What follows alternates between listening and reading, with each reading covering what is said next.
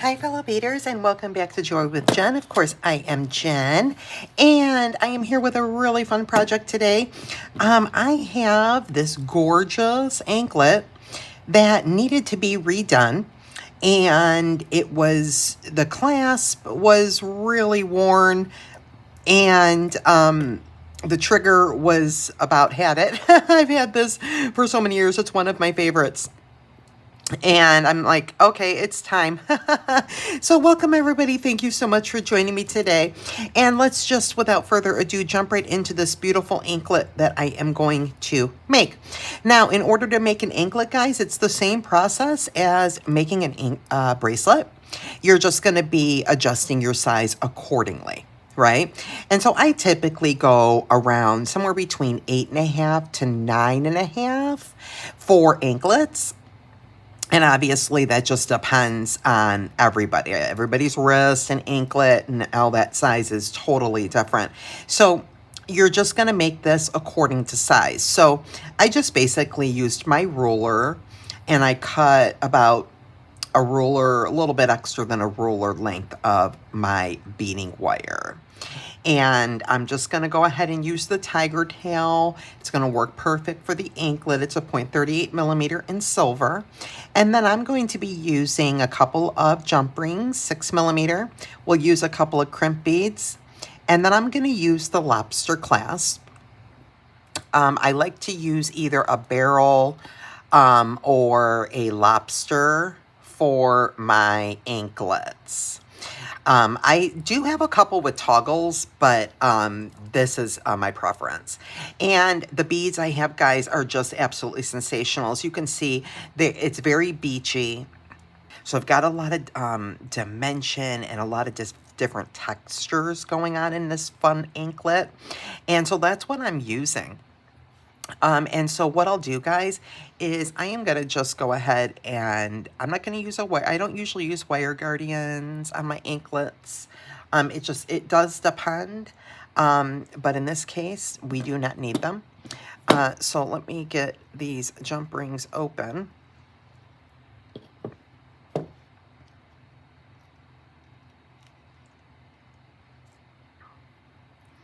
And also what I like to do, guys, for my anklets is I do like to add a jump ring to my clasp. And that is because anklets get a lot more wear and tear than a bracelet. And therefore, it's just for security. So like what I just told you, the reason I'm fixing this is because of my clasp and I hadn't used a jump ring. Well, now I've learned better and I know better. And so this way, if the clasp gives me any problem, then all I have to do is simply open up my jump ring and change out my clasp without restringing my entire anklet. So I'm just going to go ahead and I'll use my regular crimpers today. And I'm not going to worry about crimp covers or anything because, again, this is an anklet. And I wear so many anklets, guys. And, you know, they do get a lot of wear and tear. And if I have to remake them, I'm fine because it's no biggie for me to remake an anklet. But I usually get probably a good 5-6 years out of my anklets, to tell you the truth, before they start showing needing to be having some attention. So my anklets, I wear them so often that I'm not worried about you know, magical crimper or a wire guardian or anything like that. So I'm just going to string on my pattern. As you can see, it's kind of random, but it is matching on both sides in terms of the shapes of my beads. And so I'm just going to go ahead and string them on. And so this even matches with this. And so what a fun chunky anklet that is. So let me see now that we got that strung up where we landed. I think we landed perfectly. And if you need to do a size adjustment, friends, on an anklet, it's really easy. Just use some extender chain, or you can just add some a couple of extra jump rings. Now, with that said, I actually almost always end my anklets with 3 jump rings. That's kind of like my typical thing that I do. I don't know why. I can't even tell you what the reason is. It's something I started many, many years ago. I mean like 15 years ago when I started making jewelry, which is actually more than 15 years ago now. Anklets, as I've mentioned to you guys, was one of my major things that I did, that I got perfected right out of the gate, and I started selling them like crazy because I did like a lot of these beachy and like seashell type anklets, and I just sold and sold and sold them, and so it's just something that when I started, that's just the way that I started putting them together, and just realizing that, you know, you can't sit there making them, you know, on demand, right?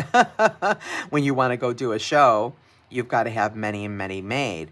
And so just in consideration of the many different sizes of that people would want for an anklet, I just decided to start stringing them at like, I would do like 8.5 is usually what I do.